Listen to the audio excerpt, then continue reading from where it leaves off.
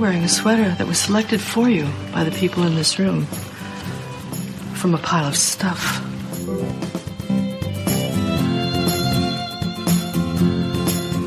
Give me a full ballerina skirt and a hint of saloon, and I'm on board. I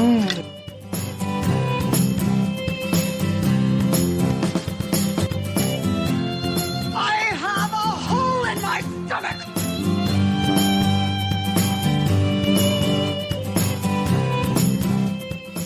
I can't go back.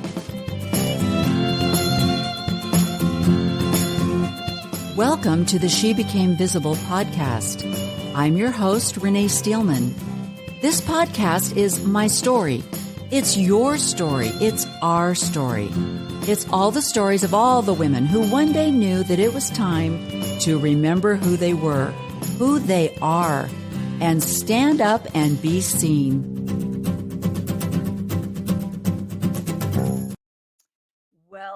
Welcome to She Became Visible.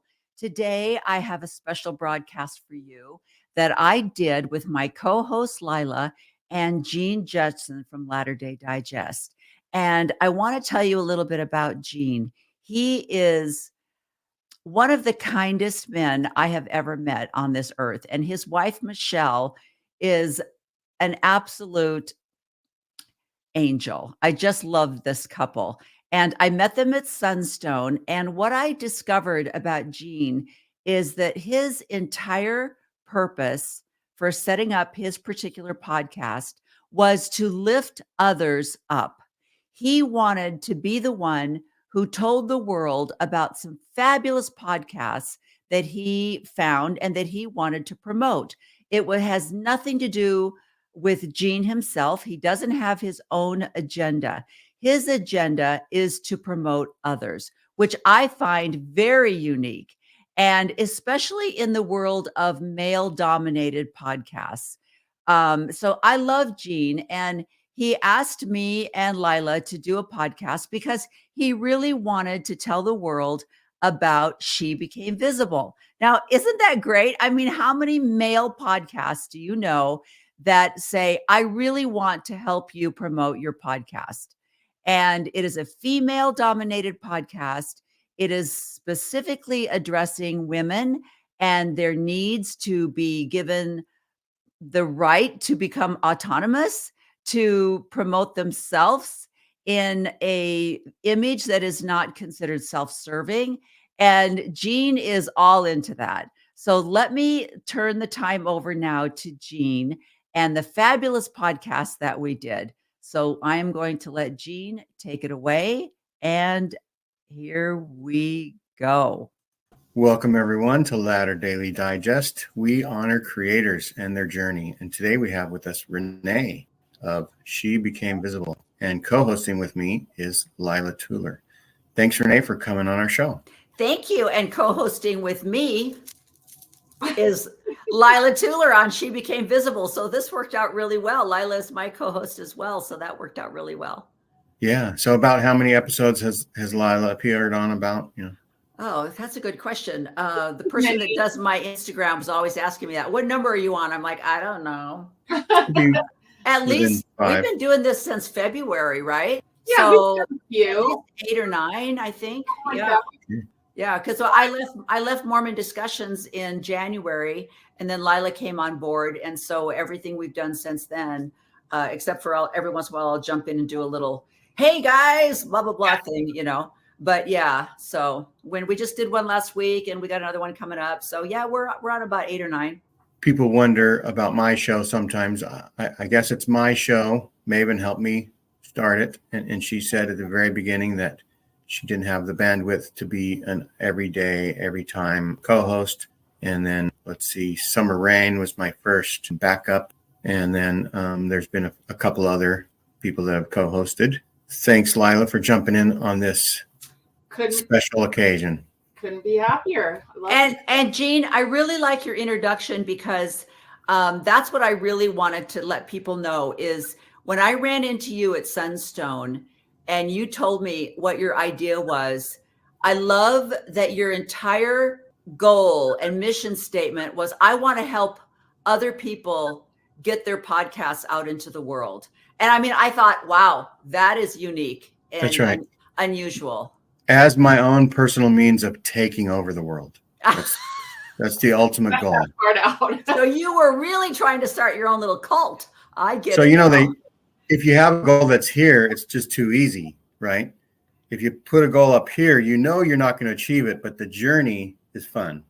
So Okay. All right. Sort of my All motto. right. All right. So Renee, tell us a little bit about your background and your life story up until Till I broke 2 down and started years a podcast. before you started a podcast or whatever. Well, it's funny because Lila and I just did a podcast last week, and we were kind of talking about, I don't even know what we were talking about. What were we talking about, Lila? What was our theme last week? Caretaking. Yeah, caregiving. That's right. And I think, and we were talking about how women are kind of, I don't know, maybe it's a natural instinct, who knows, but not, but we're caregivers, right? In fact, Lila and I were talking about how for women, it's hard to secure guests on our podcast because oftentimes I'll have a guest scheduled and they'll call and they'll say, oh, I'm so sorry, I can't be there. My son called and asked if I could take care of the kids. Or they'll say, oh, my neighbor called and she's really ill. I'm going to take her to the doctor. And it's just this natural instinct to help and to serve. And so women will drop everything to serve their neighbors, their community, their families. And so sometimes getting guests to schedule is kind of difficult. But so we were talking about being caregivers. And so I think Lila and I both married fairly young. We both had large families. And that took up pretty much our whole lives. And we were talking about how, some people will say, well, what drove you out of the church? What made you decide to resign your membership? And I could never really put my finger on it until I started doing a lot of research on caregiving. And I realized, it was patriarchy that drove me out. It wasn't even the CES letter. Yeah. I mean, the historical information backed up my feelings of patriarchy. And all throughout my entire year, my relationships with men in authority in the church, I always chalked up to just, well, that was them. That was a specific man or a specific bishop. Because the Lord works through imperfect men. Right.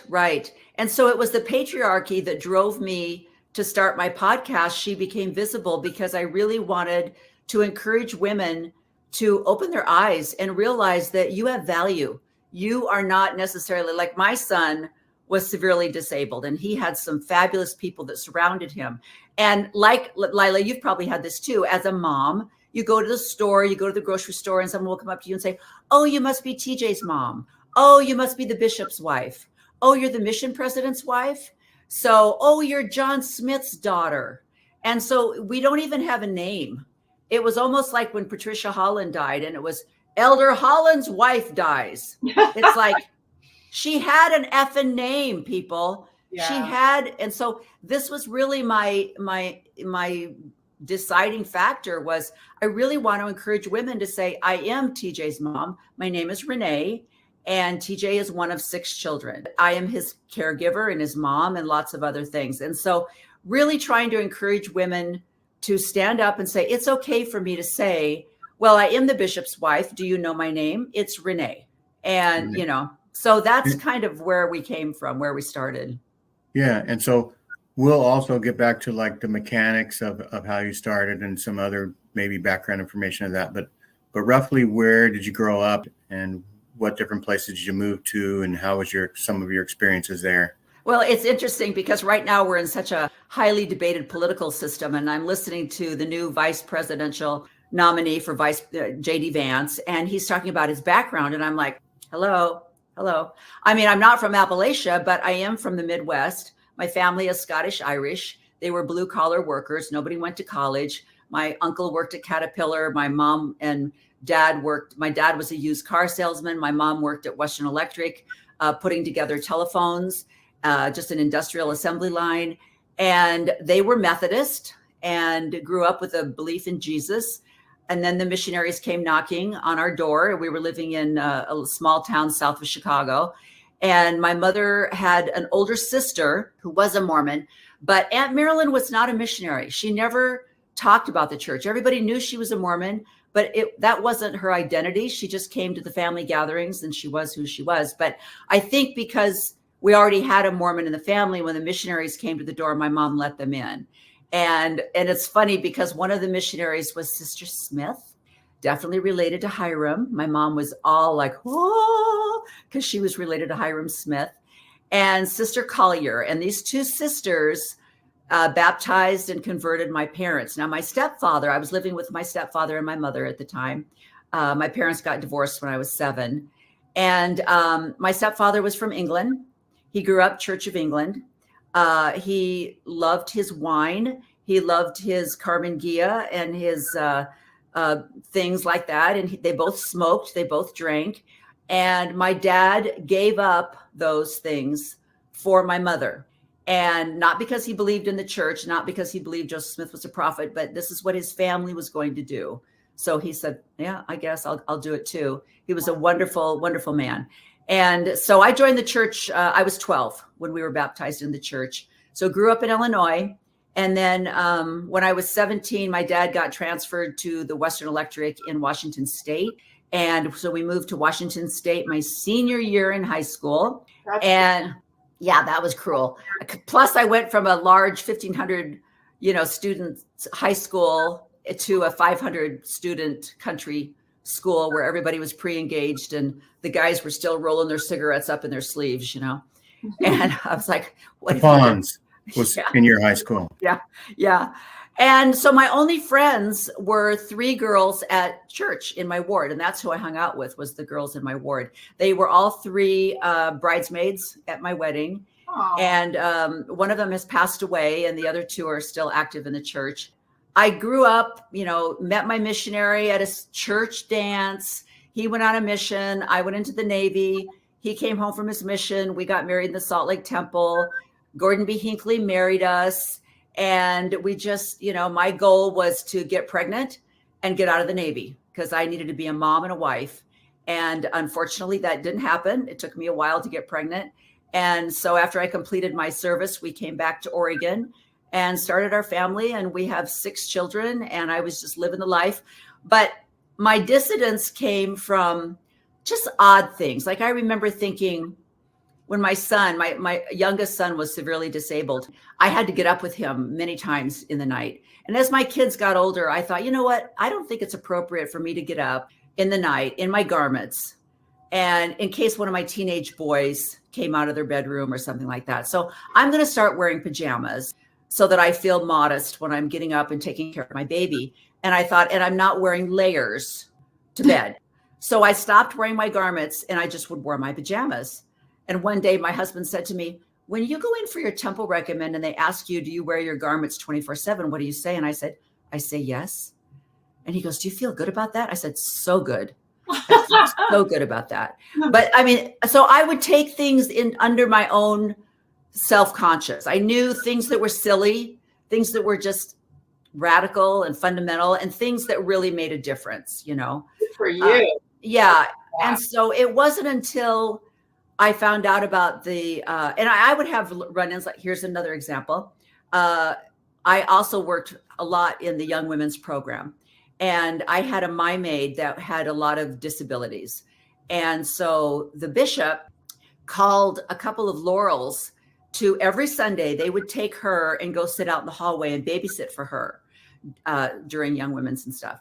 And I said, excuse me, why don't you ask an adult woman to do that? Because these girls need to be in Young Women's. And if we're going to do that, would you please call a couple of priests to come and take my son so that I don't have to have him in Young Women's with me? And he was like, no, it was the girls' responsibility to take care of the children. And certainly I'm not going to take boys out of their priests' quorum. And so it was little things like that. Microaggressions. Yeah. And patriarchy. There's like, I know better than you. I'm going to issue a calling. I remember getting a calling after I had my 5th baby. He was just a few weeks old. They called me to be in the Young Women's. And I remember driving to the beach in Oregon. I've got this brand new baby. I'm picking up these little beehives at their homes to take them to the beach for this activity. And their parents are all mowing the yard. Mom's doing chores. And I'm like, why am I taking your kid to the beach? I have 4 other children and a baby in the backseat of my car. We get to the beach. I'm in the car the whole time because this baby cannot be out in the Oregon wind and everything that's going on at an Oregon beach. And so I sit in the car the whole time, and I came home and I said, I don't think this is a good calling for me. And they were like, well, the Lord has called you. So, I mean, I could see through that. So when I first heard about Joseph Smith translating the golden plates with a rock and a hat, I was like, oh, this is a bunch of, and then as I studied church history. Do you remember what year that was that you first heard? Yeah, that was about 4 years ago. Okay. It was right before COVID. And interestingly, the church bought from the Community of Christ the original printer's manuscript, I think, from them, and also the brown rock, seer stone. I thought we had that rock. So I think that was in like 2015 or 2016, whenever it was. And the church released, hey, we've got this manuscript and here's a rock. And they thought that's the way the press would go, with like, wow, look at this manuscript. But the press was like, wow, look at the rock, the magic rock that Joseph Smith used to translate it was more interesting than the manuscript. And so I didn't know about it then. Just like you, during COVID was when I was first. Yeah.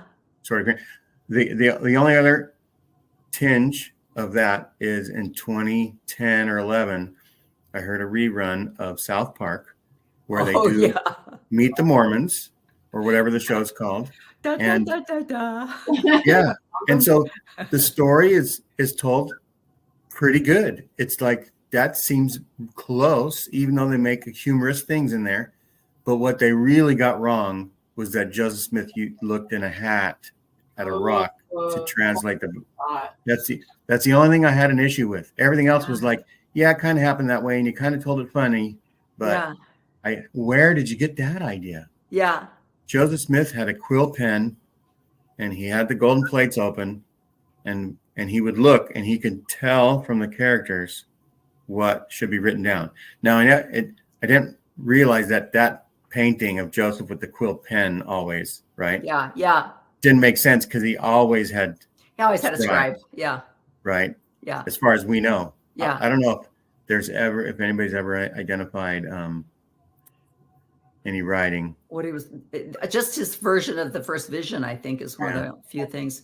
Yeah. And so anyway, yes, 2020. Well, yeah. And I think, and that just led me down the rabbit hole. But I think also one of the things that motivated me was when I decided to let my hair go gray, I started following other women on social media that had also gone gray. And the comments that they would get from complete strangers would come up to them and say, you'd look 10 years younger if you dye your hair. Or if they went out with family, they would say, oh, this must be your mother, when it was her husband, or her. If I was in your shoes, I would have said, gee, your IQ would seem 10 points higher if you hadn't made that statement. That's all right. I'm going to write that one down. That's a really good response. But I was appalled because I thought nobody has gone up to Anderson Cooper and said, Anderson, you're a journalist. No. You should really dye your hair. Or George Clooney, George, you'd look 10 years younger if you dyed your hair. And so that was another motivation for it's like, oh my gosh, women, because then they would get on social media and they would say, I don't know what to do. Should I dye my hair? I feel really bad. I'm like, do you know this person? A complete stranger. Did you say, you'd look 10 years younger if you'd lose 20 pounds, fatso? Yeah. You'd never say that to somebody, but they just feel. I would. Okay. Gene, this is why you don't have any friends. No, not really. When I was a patriarchal prick, we'll say. Oh my gosh. But I mean, these are the things. As I reached my 60s, I love, Lila, you'll testify to this. I see it in my daughters. They're in their mid 40s now. And I see them, they're just like, I'm not putting up with this crap anymore. And when you get to be 60, it's just even more reinforced. And I know there's a hormonal issue because it's like men start crying, women start standing up for themselves. So there's a testosterone estrogen level here that's going on, but I love it because the women are like, I'm not going to listen to you anymore. I'm not going to put up with this anymore. Here's my problem. And Lila, tell me if you agree. And this is completely anecdotal. I have no data to support this, but the problem I think I have with our podcast reaching the people that we're trying to reach is boomers, women that are 60 and above they haven't been culturally taught to stand up for themselves. And so it's really hard for them to say, well, I agree with what you say, but I could never do that. My children, if I left the church, if I resigned my membership, or if I didn't dye my hair, my husband doesn't like it. And I don't want my kids to think I'm not doing this. And I don't want my grandkids to, they always have these other people's opinions that stop them from doing. Like I watched a podcast with Dr. Julie Hanks. This lady came on. She said, I've lost over 100 pounds and I've really always wanted to do yoga, but I just don't feel comfortable. I'm like, oh my gosh, who told you you can't do yoga? And Dr. Julie said, why aren't you joining a yoga class? I don't understand. But that's the age. That's the boomers have that. And so I think that's why we have a hard time reaching women that are in our demographic to say, it's okay to say, no, I don't want to do that. Or I'm sorry you don't like my hair, or I'm sorry you don't like my clothing. It's something that I really love and I'm going to do. Yeah. I mean, Renee, you're the perfect example of the big middle finger to everyone. Not that you would do that, but just that it's like, I'm going to be me. Yeah. Not going to worry about what everybody thinks about me anymore. Because I did the same thing. When I got a divorce, my neighborhood was in shock. Yeah. They were like, what? The Tuller family? They're perfect. Everything's lovely and perfect about them. What's going on? Is Lila having a nervous breakdown? Oh, yeah. Or there must be a scandal. There's probably a scandal. Yeah. There was no scandal. It was Lila just finally got to a point where she said, I can't do this anymore. Yeah. I have done it too long and I can't do it anymore. So I did that. And then I also left the church. So those two big no-nos where I really, I had a great friend group.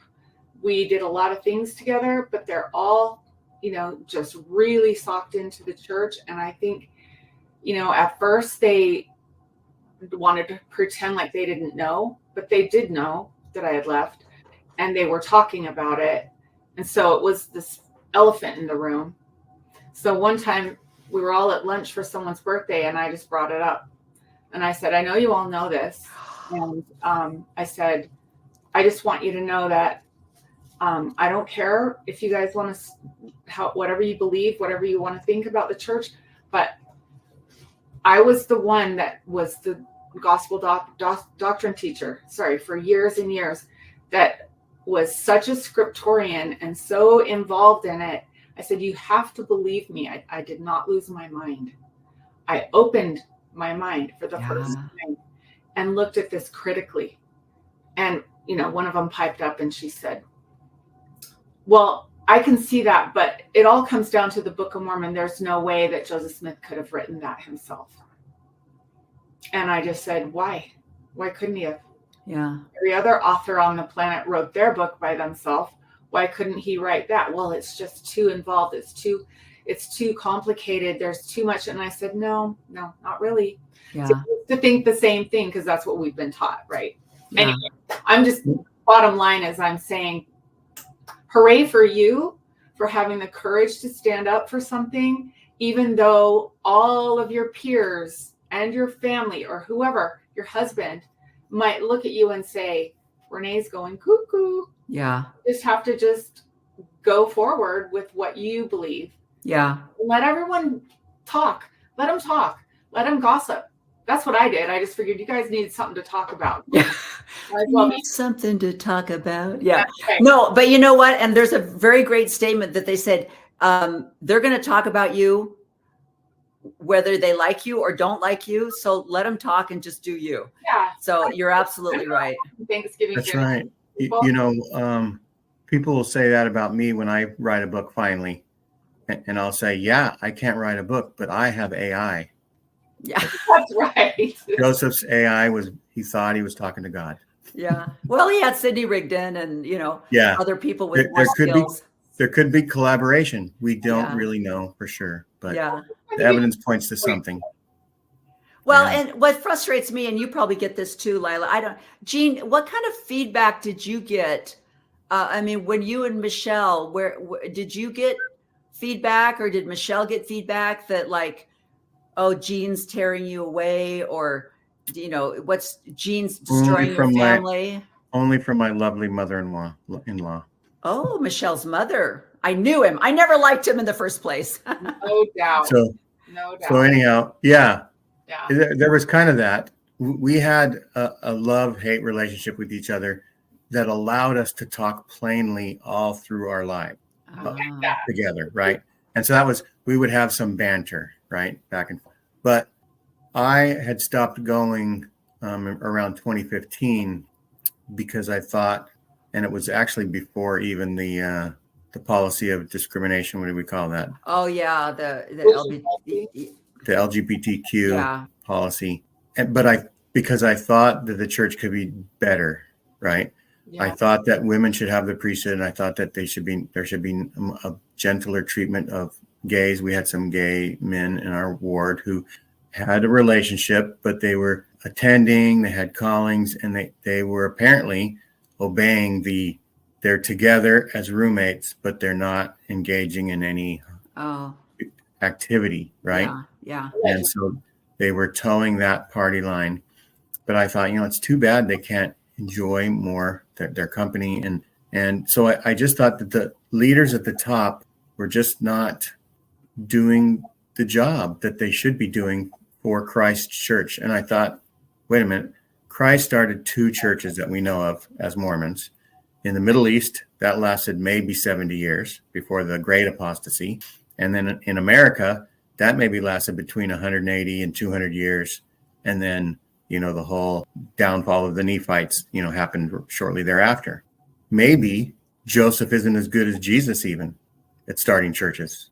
Yeah. Right. And so maybe since it's been about 180, 200 years since the first vision and all these things, maybe the church just isn't true anymore as far as the leadership has gone astray. If that could possibly be true, then I'm not too excited about going to church. But John DeLynn actually kept me going in 2013 and 14 because it was like, hey, it's like a date. Sit next to your wife for an hour, hold her hand, sing songs together. Who would do that, right? And then when Kate Kelly got excommunicated, I stopped paying tithing. And then 6 months later, John DeLynn got excommunicated. And I said, I can't attend a church that is like a kid at a playground that says, if you don't do what I say, I'm taking my ball home. Mm-hmm. So that was like the downfall. And so my wife said that's not enough information to not attend the true church still, right? So for 5 years, we had this situation happen. Finally, COVID summer allowed me to, the first thing that popped on my YouTube feed because I apparently had seen some of John DeLynn here and there, but I wasn't following him all the way. And I noticed that he took a turn that was a little bit edgier but everybody's stories were just, oh, that's too bad that their experience, wasn't as good as my friend's experience. Even though I stopped going, I still thought maybe Joseph Smith was a prophet and maybe Jesus was, Yeah. But Bishop Sam Pinson's story, the excommunication of Bishop Sam Pinson. That was a good one. A jaw-dropping moment. It's the first time I had heard all the things that could be wrong with the theology or the church history, as well on top of that as people getting excommunicated for having a thought and expressing it in a post on Facebook, or like John DeLynn having a thought to invite people to share their thoughts, right? And then Kate Kelly having a thought to say, hey, leaders of the church, ask God if women should be ordained or not, right? That was the whole thing. Just pray about it. They could have said, hey, thanks for bringing that to our attention. We prayed in the temple for 2 weeks, and God has told us it's just not the right time, right? They could have said that, and everybody would be like, oh, okay, you're doing their job. But instead, it's like, no, Kate, we're sorry, you have to be excommunicated. And that just doesn't sit well. So at the end of COVID summer, I just been binging everything, right?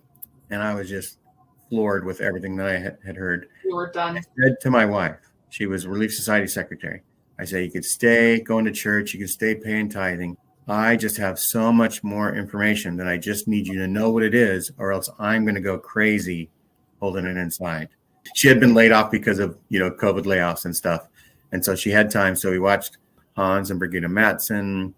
Started off with Leah and Cody Young because they get excommunicated. Well, he does. They don't even care about her for starting a Facebook group to support people that are losing their faith, and as if they started a whole new church. And the bishop's questions say you can't be a new church. In a week, she was like, yeah, I don't believe anymore. But she stayed secretary for a few more months until they had a lesson where everybody gushed about how great Joseph Smith was, and almost like, I wish I could be the mother to his children, or just adoration. I'm not saying that that's what happened. No, I know what you're saying though. I would have been one of his wives. Yeah, if I could get sealed to Joseph Smith, that would be awesome, right? Yeah. And so she said she got physically ill because it was a Zoom Relief Society meeting, and she just like, I can't do this anymore. So she said I can't be secretary anymore. But she kept doing the newsletter for another year. There's my point. See, women are just going to keep serving. So that's how. But anyway, so after a month went by, Michelle decides to tell her mother, and spills her guts over like a 2-hour period. And her mother says, wow, it sounds like we've been duped. And she went home, and the next day she came back and said to both of us, I think you're being influenced by Satan. And so I said, Anitra, I'm in the room. Oh my gosh. Don't talk to me in the third person, because I'm the Satan, that did it. And I know that it's hypocritical, because my husband has accused me of that. He's saying, well, you're just repeating what Bill Reel and RFM say. And I said, no, I had these thoughts. They've been reinforced by what I've heard, but I had these thoughts initially as well. And he doesn't believe me. And I say the same thing. You guys are just minor birds. You're saying what you hear over the pulpit, you've been influenced by Satan, or, oh, you just wanted to sin, because that's what they're told over the pulpit. And then they repeat those words. Right. So, I know on both sides there's bias, but to me, things like the SEC letter and the misuse of tithing money, and just the more historical people like Matt Harris and Benjamin Park, who do not say anything that's a personal opinion. Their information that they give out is strictly historical. And so when you can base something on literal history that has been data proved and verified, and then just sit back and go, I don't know, it's just the facts, ma'am. I don't know what to tell you. Right. Then I think you have a hard time going, oh, well. Yeah. That Satan's influence thing, I think, is big, because even though they don't realize it, that we have for so many dozens of years had one side of the story. Yeah. And then for just a few years had the other side of the story, to say, wow, just a few bits of research counteracts all the years that you've been in church. Yeah. I trust that you've looked at both sides of the issue now, right? Right. Instead, it's like, oh, Satan's influencing you. It's like, well, because you're conditioned to say that. That's exactly right. And Lila, because I had the same thing, Gene, and I think it's very common as the steps go through. When I first started hearing things, it was like, well, I think there's a big problem, but Joseph Smith was still a prophet, and the Book of Mormon is still true. And so, and everybody starts out that way. That's where Michelle Stone is, right? Well, polygamy is wrong, but Joseph Smith was a prophet, and the Book of Mormon is true. Yeah. Every other prophet after that has been a mafia leader, but that's what everybody has. That's the last thing to go. That's the last thing to go, is when you start realizing that how brilliant some people are, other people that haven't had training, they don't have a master's degree or PhD in contemporary writing, that they could also write a book without having any knowledge. You start finding those things out, or you start seeing historically what's in the Book of Mormon is impossible. Yeah. And, you've got people like Todd Christofferson, I think, that's still saying, hey, there's still time. I mean, you never know when you're going to run into a mummy somewhere. And it's kind of like, okay. Yeah. They are doing more, exploring in Egypt, and they're finding more lost cities. They're not finding that in America.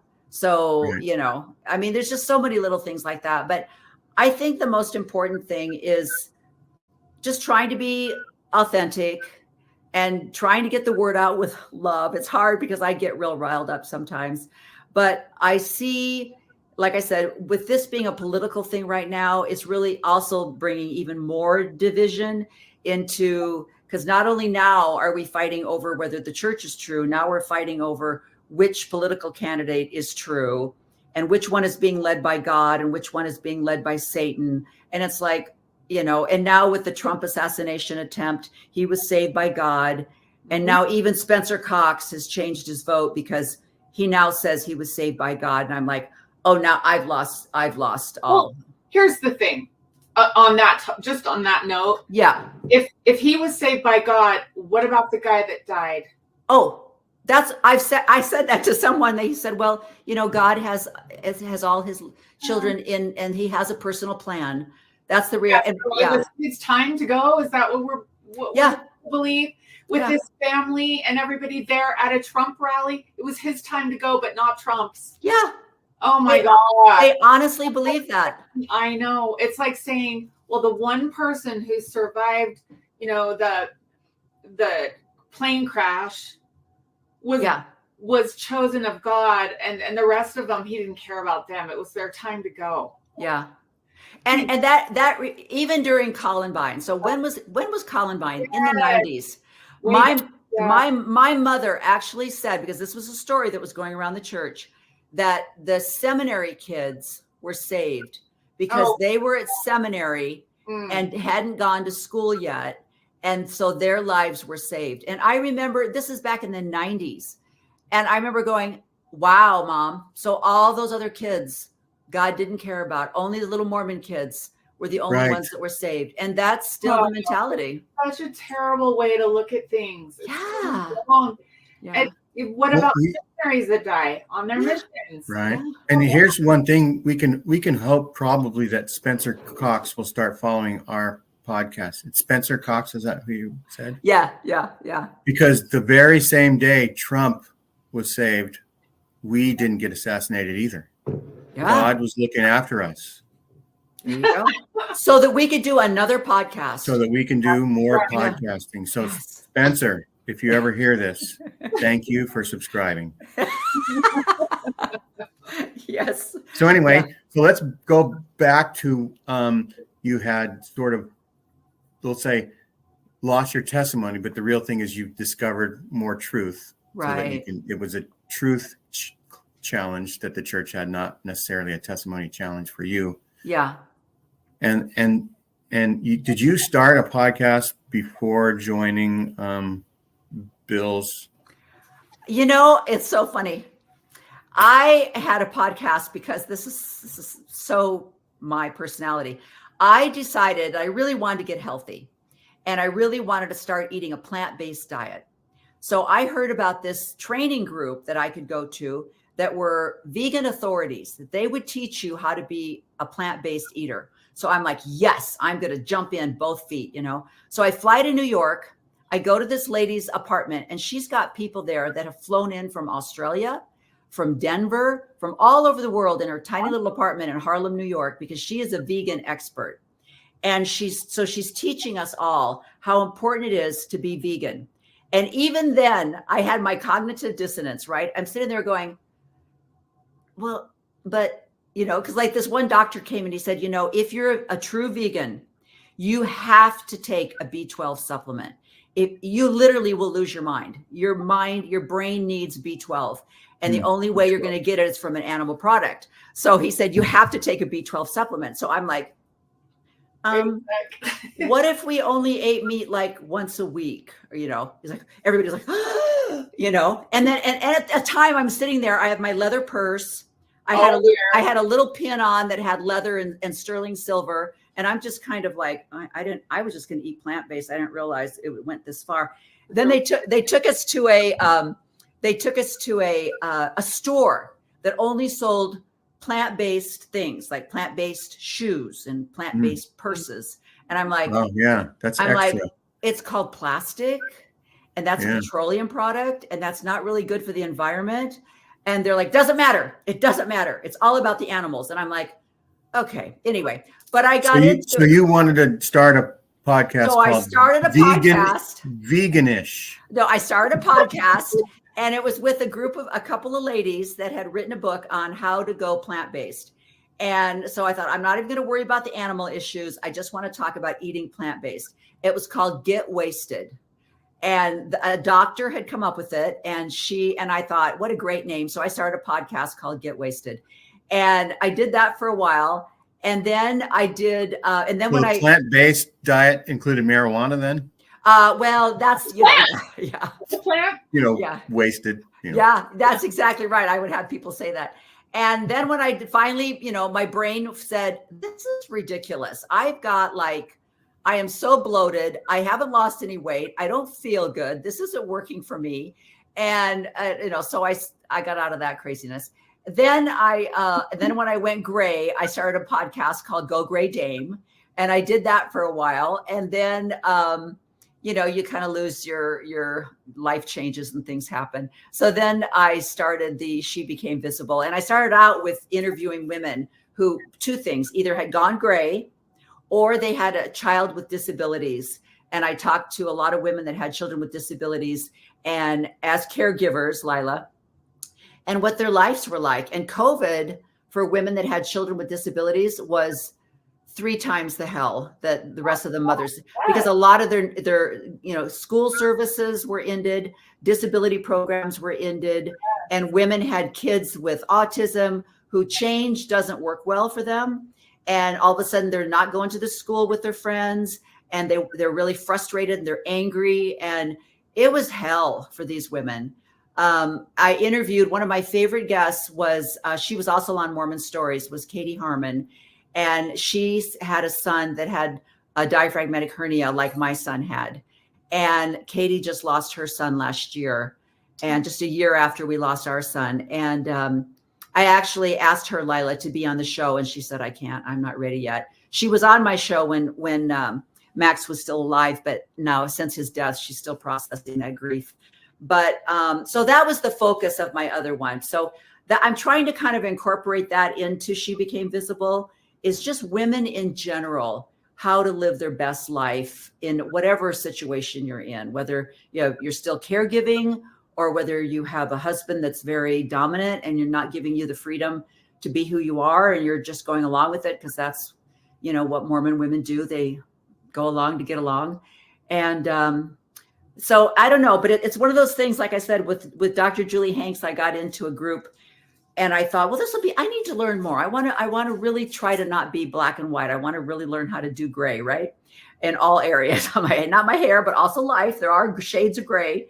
So I want to learn that and be better at it. But I couldn't, because this group of women, it's like, look, if you need therapy to stay in a religion, girlfriend, there's a problem.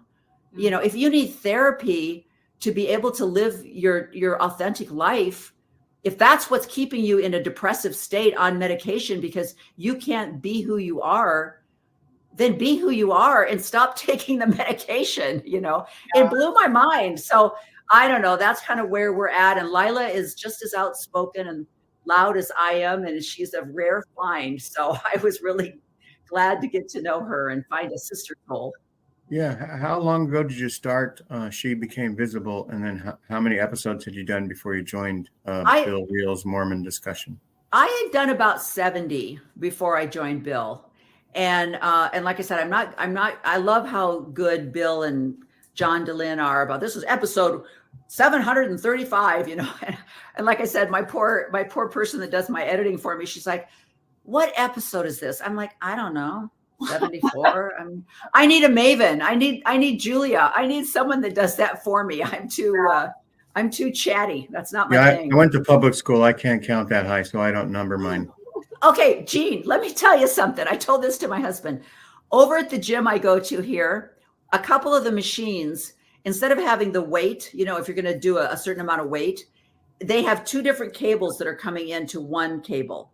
So they will say, this cable has 17 and a half pounds. This cable has 17 and a half pounds. I have to get my calculator out to figure out what the weight is. Like, don't do that to me. Just say this is 25 pounds or this is 35 pounds. I don't want to do math. Yeah. That's not my thing. Well, there are a gym that includes well-rounded exercising. You have to exercise your brain as well as your body. There you go. Yeah. It's like doing puzzles in our old age, right? So what episode are you on? Your mind sharp. What's Later Digest? What are you on? We are closing in on 80. Excellent. Closing in. Not too bad. But you're doing twice a week? Ish. They're shorter. They're shorter. That's true. Yeah. That's true. So, that's true. And women like to talk, so we can't do that. So you brought in Lila in February. Lila, how much did she have to pay you in order to join? Thousands. I demand a very high salary. That's right. Actually, it's just enjoyable just doing what we're doing. I don't need to be paid. It's fun. Oh yeah. So when did you guys become friends? We met at Thrive, right? Yeah, Thrive. Probably. I think we met at Thrive. Yeah. Yeah. Is that like 3 years ago? Thrive Salt Lake. I'm trying to remember which. I feel Palace. like it was a St. George Thrive. I feel like too.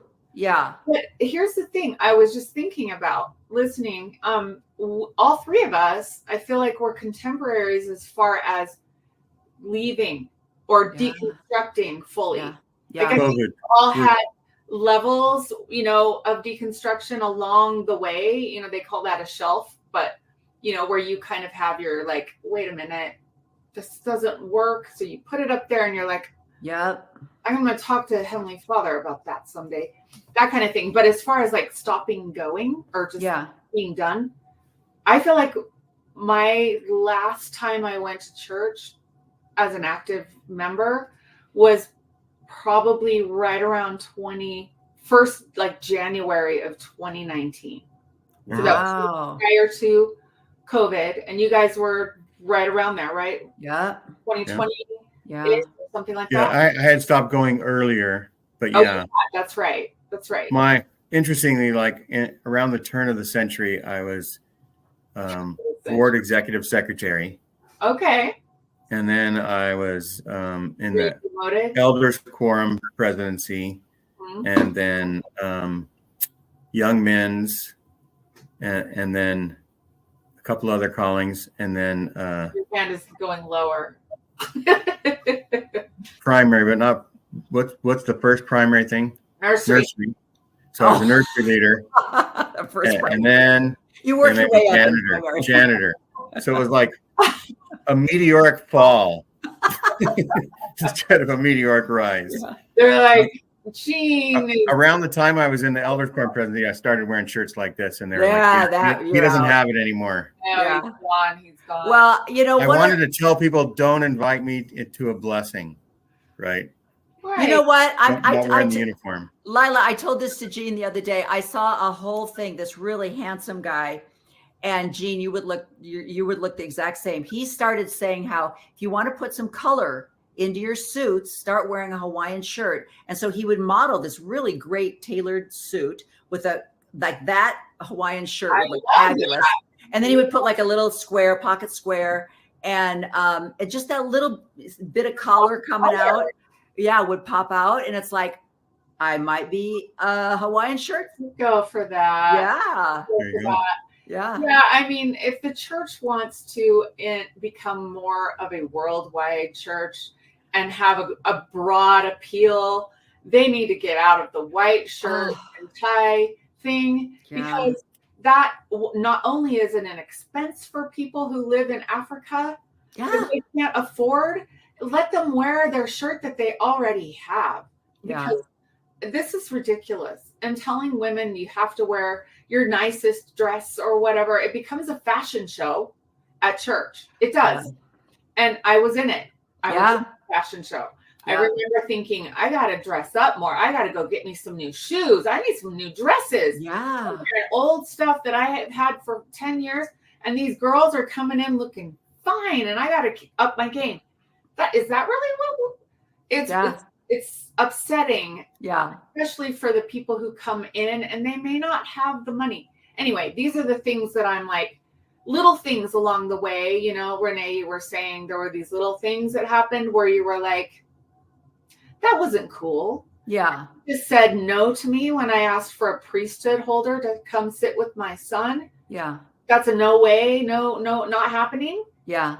So unfair. Little things like that. I remember thinking, sitting down on the pew with all of my kids, you know, 7 of them, at different stages of life where they're teasing each other, pinching each other, gouging, elbowing, doing annoying things. And I'm like, this is so hard for me. I am not enjoying this. And there's my husband up on the stand. Yeah. Just looking down at us and giving us the eye. Yeah. You know, like, you're making me look bad. Yes. And I'm like, you try doing this. Yeah. But no, they don't ever. That doesn't work. It doesn't happen unless you're the organist.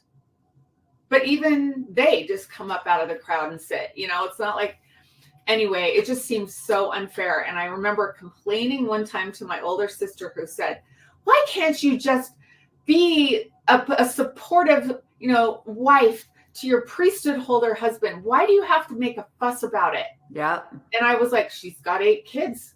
She seems fine about, I know my sister, she seems fine with it. What is my problem? But then I started thinking, you know what? It's because she just shuts up.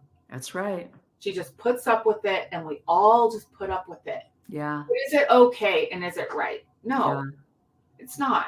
Yeah. Nor should we have to sit there for an hour with our kids. I mean, why? I guess, you know, anyway. No, you know, it really is the indoctrination and the guilt and the shame. And my husband and I last night went to a screening from a Sundance movie called Sugarcane. And it's a true story of the indigenous kids that were sent to a Catholic school in Canada, and the number of bodies that were found, the number of dead babies that were found in the incinerator, and these poor women that said, we were taught shame and fear, and we believed it. So we felt guilty. We felt like it was our fault. And, you know, this young man, this older man said, you know, I would go into confessional. We were, you know, it was demanded that we go to confession once a week and sit there and confess my sins to the priest that was abusing me. And it's exactly what's going on in this church now. It's like you people are hypocrites, and yet we sit and we listen and we forgive them. We say men are only fallible. And I'm like, well, fallible men don't start 13 shell companies for 22 years.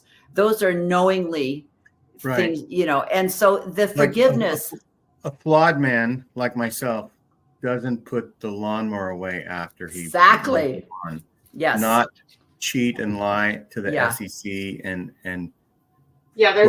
I've accumulated billions of dollars, but it's what I tell my husband all the time. I said, you know, honey, a fallible man, you know, forgets, like you say, to put gas in the car, or tells his wife, you know, she looks great in those jeans when actually she doesn't. And that's a fallible man. You have never started a shell company. You fight with our tax attorney, making sure that everything is legal and upright. And he doesn't even ask him, what can I do to get some more tax benefits? He would not even ask that. Yeah. He just says, how much taxes do I owe? And that's the difference. So those are the people that, you know. You're making me feel like I'm falling short of being a good, flawed man. Because you have a lot of tax write-offs. that 17 million Mormons can worship, even though only 4 million Mormons go to church. But anyway. Let me tell you something. I got some statistics for you. Because I thought this was, I was looking up baby boomers and why baby boomers won't change, you know. And somehow I got into the religion affiliations in Latin America. And this is a statistic that was done in 2020. 57.1% are Catholic. 0.4% are Mormon. There's evangelical, Pentecostal, Jehovah's Witness, Adventists are higher than the Mormon church in the Latin American countries. So this whole, you know, thing about the church is a rolling stone and the whole bit, Blossom has a rose. yeah.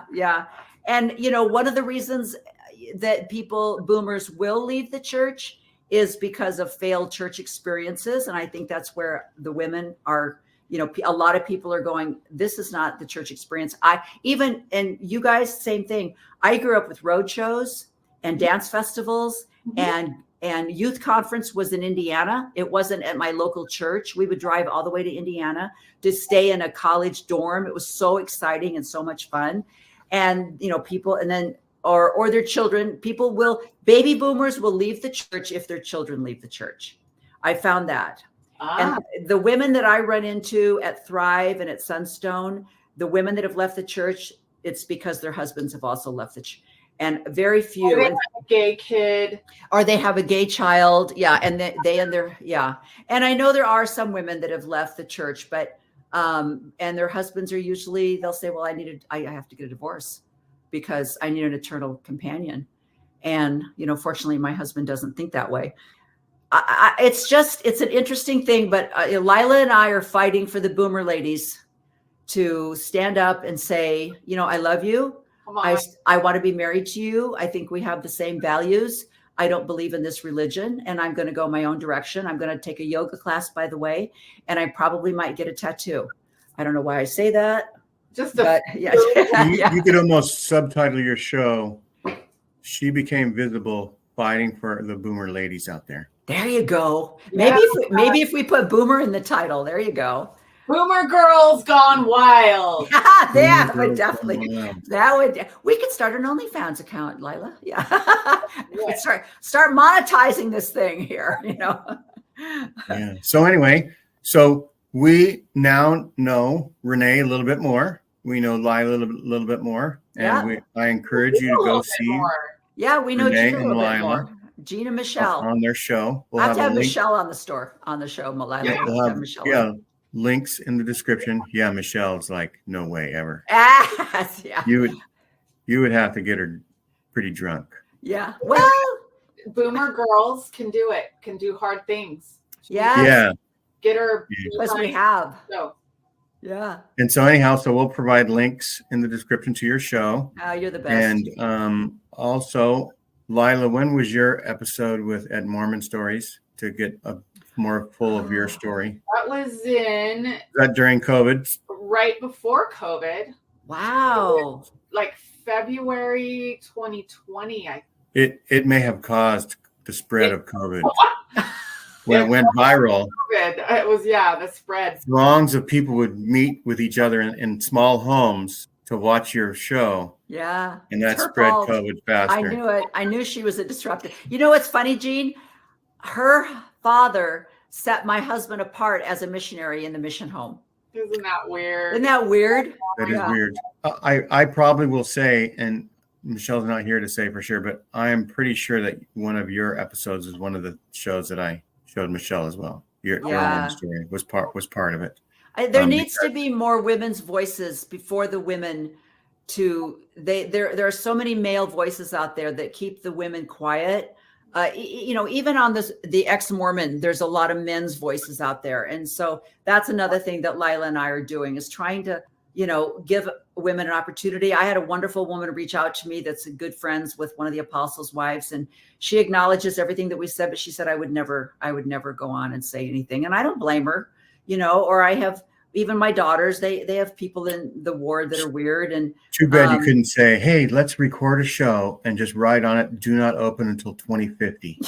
There you go. I can't wait. I wish I could live long enough to see 30, 40 years from now, because it's going to be this is an exciting time. Yeah. This is all the time in Mormon church history or any other sort of thing. There's the spread of information has been very slow. Yeah. This is the first time a major religion has been challenged because of its history that we can have evidence of and do it online with billions of people having access to information. Yes. Yeah. It's just the information age is just amazing. And so. Well, and I want to tell the women too, I want you to think back on times when you stood up for your kids.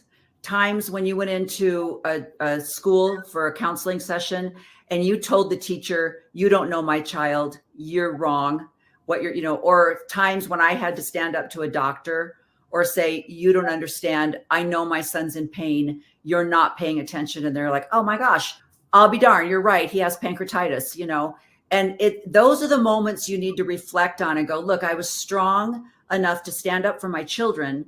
I was strong enough to defend them at the doctor, at the school, at a football practice. You need to stand up for yourself with that same strength now and say, you're wrong, Yeah. Use that fire that's in there driving you crazy that you're taking meds for. Right. Just use that, like speak out, because there is, like Gene was saying, with social media now, the power of united voices has become so huge, it's unstoppable. Yeah. And people, like, it used to be we had to just suffer in silence. Not anymore. Right. That voice empowers so many others to say, okay, if all these people are doing it, I can do it too. Exactly. That's right. Be damned. All of it. Like, so what if they threaten me? So what if they come over and say, the bishop shows up on your doorstep? Whatever. You can stand in front of them and tell them this is your home and to leave. Yeah. You don't have to do what they say. I'm always amazed at these people who are on the brink or have left, and they freak out because their bishop calls them for an interview. And I'm thinking, you don't have to go in. Yeah. Why are you scared and cowering at home thinking, oh no, he asked me to come in for an interview. What's he going to say? What's he going to do? Yeah. You don't even have to go. And if you do go in with some attitude and tell him where to put it. Yeah. That's right. I've said this on other podcasts, but I'll say it one more time. I became friends with Maven Brody, and she was so brave 2.5 years ago. She chose to vote opposed. Yes. And her courage inspired me to do the same thing. So she voted opposed in her own state conference, and I did the same thing in my state conference. And she talked about how nervous she was, going to the stake president afterwards, and stuff like that. And I would have been almost as nervous. But luckily for me, the stake president said, hey, let's go in here to the scout room. So he wasn't in the stake president's office where he was behind the big desk or anything like that. It was a little and I basically told him, because when I voted opposed, I made sure everybody saw that I also voted in favor of all the local leaders. I sat like in the third row. The big state conference at the Oakland Interstate Center in the big auditorium. And I say to people, like, I didn't maybe change anybody's lives that day, or anything, but 500 people saw somebody thinking for themselves for the first time. Yeah. Right. But yeah, so luckily I told the stake president that, I don't think I think the church could be better in its relations with, LGBTQ. I think it could be better in all these other areas. And he said, well, yeah, I'm a lawyer in California, and I instruct companies on how to work within the LGBTQ laws that exist. So I agree with you, but I'm waiting for, the Lord to share with the brethren. Yeah, it's not about the Lord. How to change. There's a true order of things. And so anyhow, yes, Maven's bravery helped me, do that. And I'll always appreciate that. And so thanks for coming on our show. Hope everyone enjoys the content, can like and subscribe and do all those things. Visit Renee's show. She Became Visible. I never said that Renee's last name was Steelman. So I'm going to put it on record that she does have a last name. I do. Yes. I tried to hyphenating it for a while when I was in a brief feminist moment.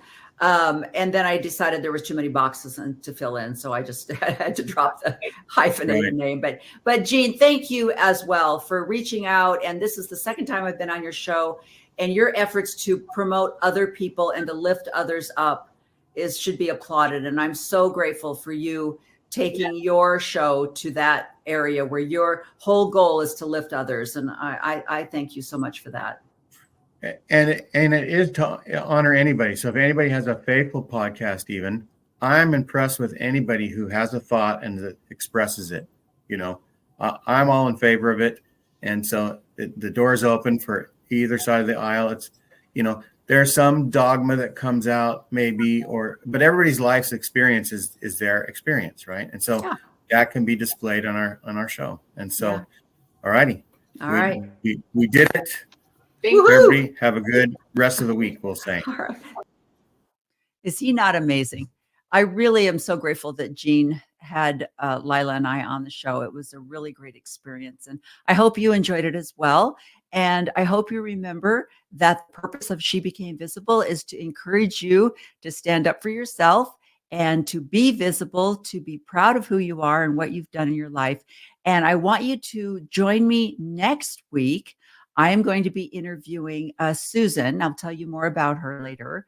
But she is a 68-year-old bodybuilder, and she is funny as all get out. She did a one-woman show, and she is just a keynote speaker. She goes around and talks about women being their best selves.